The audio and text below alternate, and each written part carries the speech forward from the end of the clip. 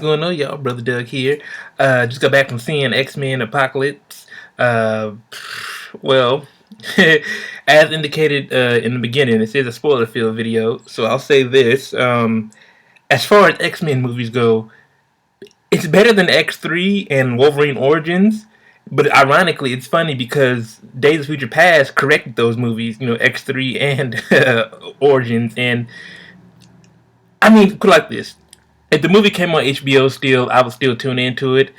Would I watch it again? Yeah, I'd watch it again. There were some parts that were entertaining, which I'll get to in a minute. But what I want to do with this review is focus on things that I did like and things that I didn't like.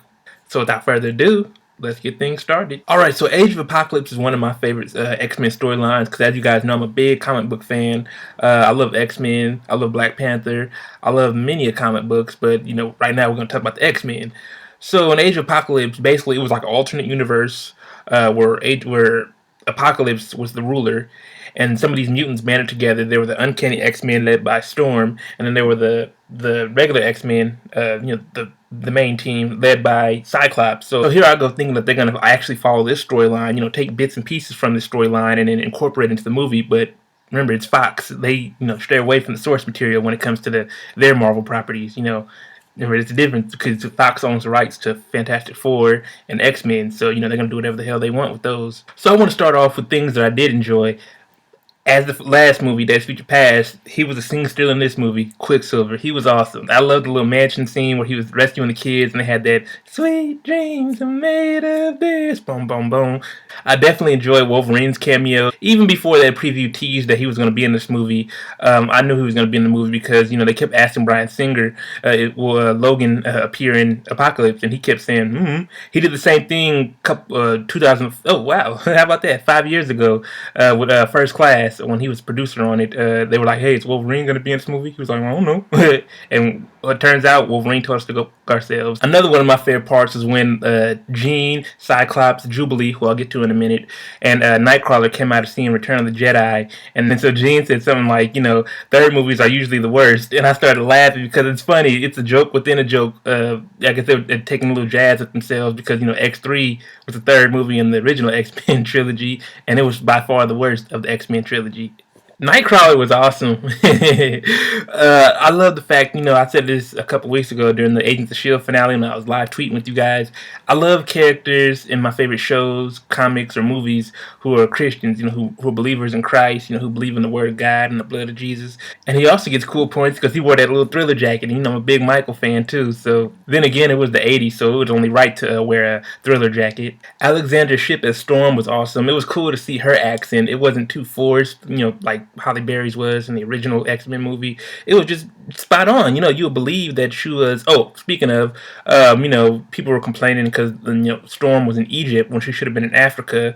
Well, I could see why they didn't put her in Africa because she's actually kind of Wakandan, but where the rights lead to on that, Marvel owns the rights to Black Panther, and Black Panther lives in Wakanda. Storm is from Wakanda.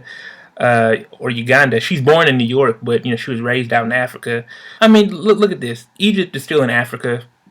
I love the new costumes at the end. Very colorful, very reminiscent of, the X-Men costumes that we know and love, from the comics and the cartoons and whatnot. I guess they were, getting a lot of complaints, saying that, they want to see them, with color as opposed to wearing, all leather black suits and spandex and whatnot. They're like, okay, we're going to add some color because they're seeing what the Marvel movies are doing. They're having these characters in their original costumes, if not, tinkered with, but they're still, reminiscent of the costumes that we know and love from all these years. Hopefully, Wolverine gets to wear his costume in the Wolverine 3 movie that comes out next year. But then again, I hear it's Old Man Logan, so Logan didn't wear a uniform, a costume in Old Man Logan, but it would still be cool. Or maybe in the next X-Men movie, because Wolverine 3 is Hugh Jackman's last X-Men movie, as far as his contract goes. So maybe when they redo this whole thing, the next actor who's playing Wolverine can wear the costume. I mean, come on, Fox. Alright, so what I didn't like, well, I'm with the majority on this one. Jennifer Lawrence, she's fine. I had no doubt about that. She's an awesome actress. Um, but I don't like her as Mystique. I'm straightforward with it. I'm not gonna sugarcoat anything. Mystique is supposed to be an assassin, a hardcore villainess. Here, why is she leading the X-Men? She wasn't no leader of the X-Men. Like, she, if anything, she led with the Brotherhood, which I thought they wanted to go in that direction with Days of Future Past. Remember when she, in the beginning of the movie, where she went to the little, camp, the military facility, and she started seeing Havoc and the other dudes. I thought she was going to recruit them to be a part of her Brotherhood, so they can, kill who was it, Nixon or whatnot. Just like she did in the comics. But in the comics it was Senator Kelly. But I just thought it was going in that direction. Now back to Jubilee, as I mentioned her and the things that I did enjoy. She was awesome. The actress that played her. But I thought she was going to use her powers in this movie. Yeah, they scammed us for real. So hopefully, I mean, she was supposedly the next X-Men movie is going to take place in the '90s. I'll get more to that in a minute. But it would have been nice to have Jubilee in the action. Now during that scene when Stryker showed up with his people, and he had his sonic wave knock out all the kids unconsciously. Why didn't Nightcrawler just take all the kids individually?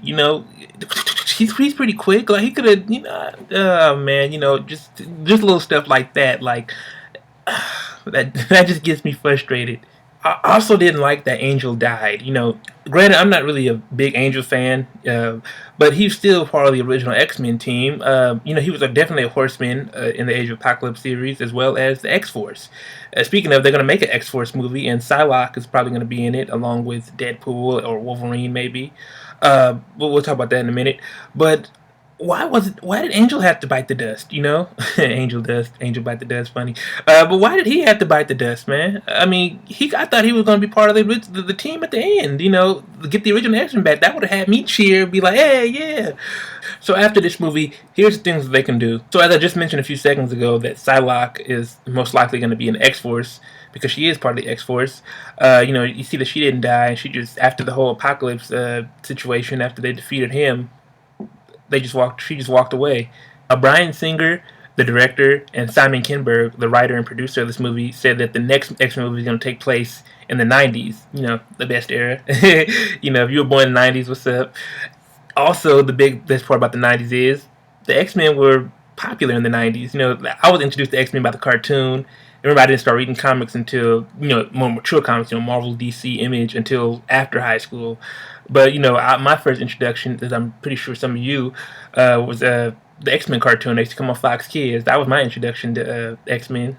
So in this 90s X-Men movie, whatever they're going to call the next X-Men movie, things that I want to see Gambit in it. I'm not feeling the fact that Channing Tatum was playing Gambit. I thought Taylor Kitsch was a better choice. He played the Gambit in X-Men Origins, Wolverine. But then again, a lot of people didn't like that movie, so I guess they're trying to erase everything about that movie, just like they did with Days of Future Past. Mr. Sinister was teased on the end credits because the Essex Corporation is his company. Also, X-23, Wolverine's clone / daughter, used her DNA to make out of the Weapon X. And the last thing that I want to see in the new X-Men movie, Scarlet Witch. I mean, she was teased in that Days of Future Past director's cut, the road cut. The mama, Quicksilver's mama, was telling the little sister that we've all seen in the regular, the theatrical version of the movie, to go bug your sister. And the little sister was like, well, she bugs me. Like, hey, wait a minute, Scarlet Witch. So overall, X-Men Apocalypse, it wasn't bad, but it wasn't great either. So I'm going to have to give this movie 3 out of 5. So if you saw X-Men Apocalypse, what did you guys think about it? What kind of X-Men comics do you guys read? What do you think they should do in the next X-Men movie as far as the 90s go, or as far as storylines go? Let me know in the comments below. Make sure you like the video, share the video, subscribe, follow me on Facebook and Twitter. Like always, deuces.